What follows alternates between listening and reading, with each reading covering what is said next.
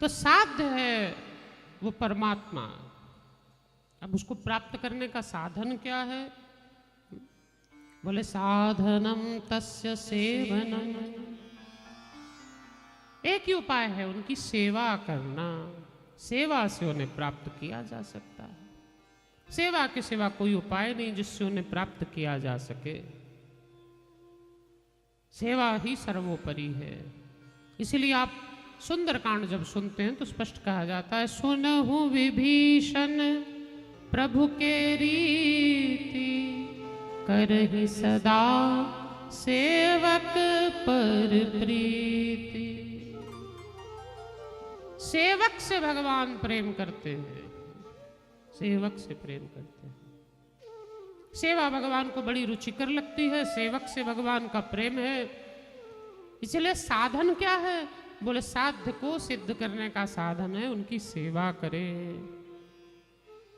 कभी उनको अक्षतों से अर्चन करें, कभी फूलों से अर्चन करें, कभी उन पर जल चढ़ाएं, कभी उनको भोग लगाएं। नाना प्रकार से भगवान की सेवा करना। अब जिस इष्ट की सेवा कर रहे हैं उसको क्या रुचिकर लगता है, क्या प्रिय लगता है, इस हिसाब से उसकी सेवा करना। शंकर भगवान को सबसे प्रिय क्या है? बोलिए ना नाथ। हाँ, एक लोटा जल और सब समस्या का हल। इसलिए शंकर जी को सबसे प्रिय है शिव प्रसन्ने जलधारे और सूर्य प्रसन्ने नमस्कारे। सूर्य को प्रसन्न करना है, नमस्कार करिए।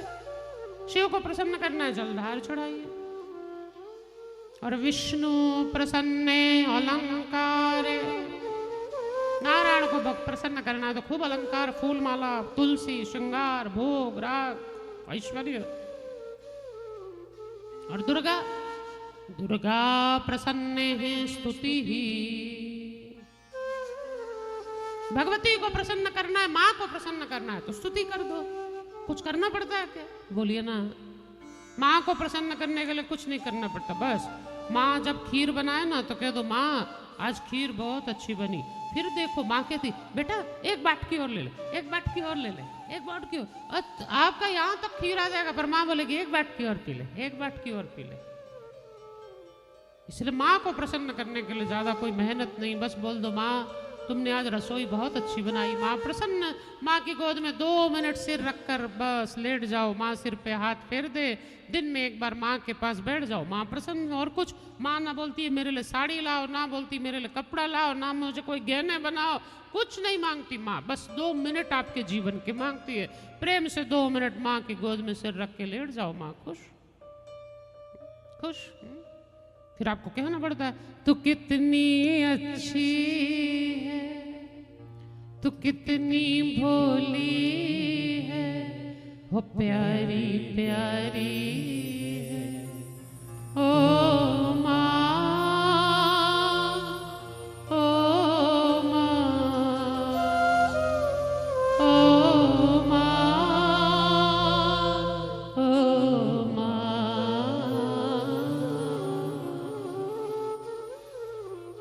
तो माँ को ज्यादा कुछ नहीं चाहिए होता ना। इसलिए दुर्गा प्रसन्न स्तुति। अच्छा, तो साधन है शंकर भगवान के चरण और साध्य है शंकर भगवान की सेवा। 2 ही चीजें हैं। लेकिन ये साध्य करने के लिए जो साधन है, इस साधन में मन कैसे लगे, सेवा में हमारा मन लगे कैसे? तो 3 चीजें बताई।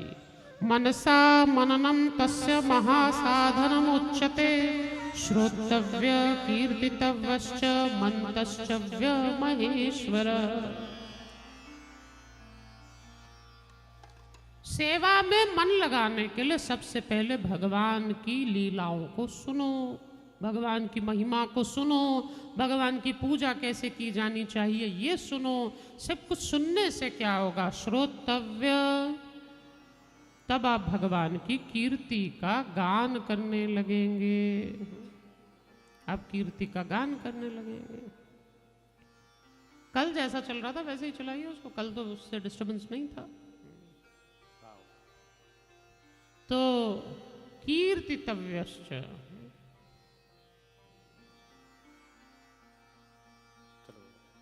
कीर्तितव्यश्च का अर्थ क्या है? भगवान के कीर्तन गाना। जब आप सुनेंगे भगवान की लीला, भगवान की महिमा, तो स्वाभाविक है आपका मन करेगा आप इस कीर्ति को गाएं। तो आप धीरे धीरे धीरे करके भगवान की कीर्ति गाया करेंगे। हाँ, और साइड करें।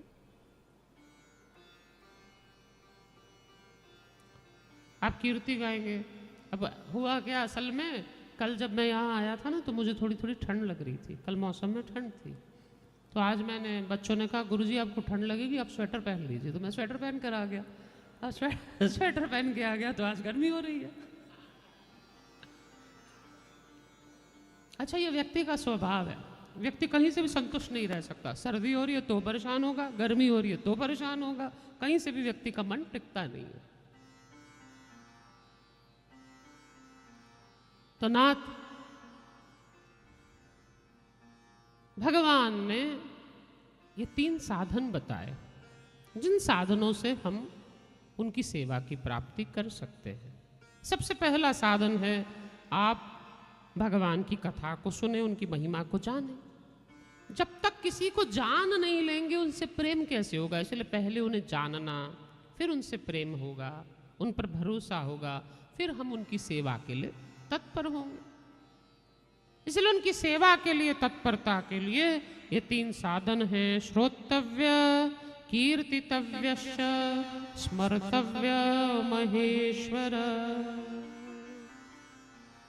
श्रवणं कीर्तनं शंभोर्मननं, शंभोर्मननं च महत्तरं। त्रय साधनमुक्त च विद्यते वेद सम्मतम। वेदों ने ये 3 ही साधन बताए। त्रिकम च साधनम मुक्ते शिवेन मम भाषितम।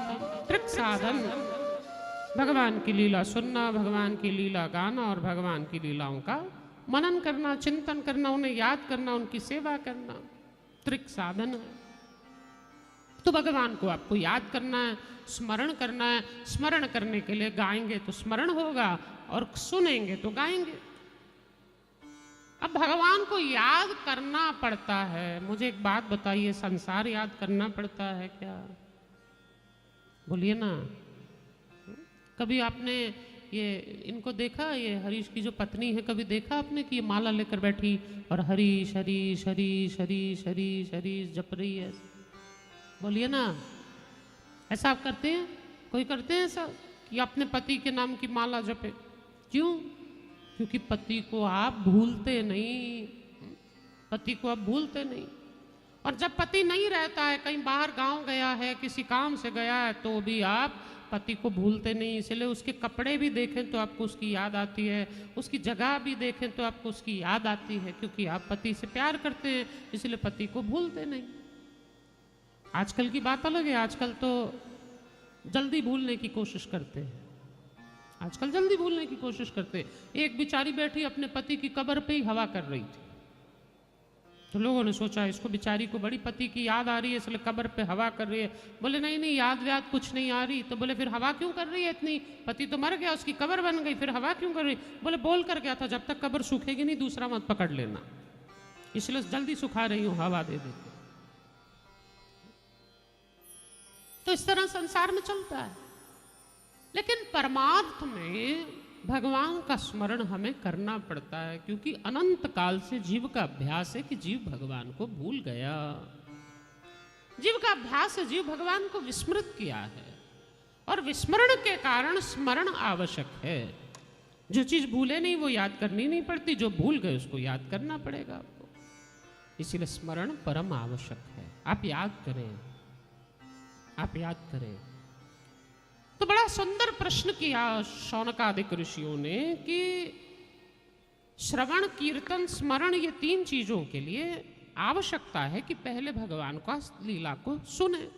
अब जो बहरा है वो तो भगवान की लीला सुन ही नहीं सकता, जो गूंगा है वो भगवान की लीला गा नहीं सकता, और जो मतिमंद है, जिसकी बुद्धि नहीं है, वो भगवान की लीलाओं को याद भी नहीं कर सकता। तो ऐसी स्थिति में अगर कोई बहरा है, कोई गूंगा है, कोई बुद्धि से मंद है, तो फिर तो वो त्रिक साधन कर नहीं पाएगा, और त्रिक साधन नहीं कर पाएगा तो उसका कल्याण कैसे होगा। अत्रे नैव मुक्ति स्यात् कर्मणा केन हेतुना, फिर उसकी मुक्ति का क्या हेतु है।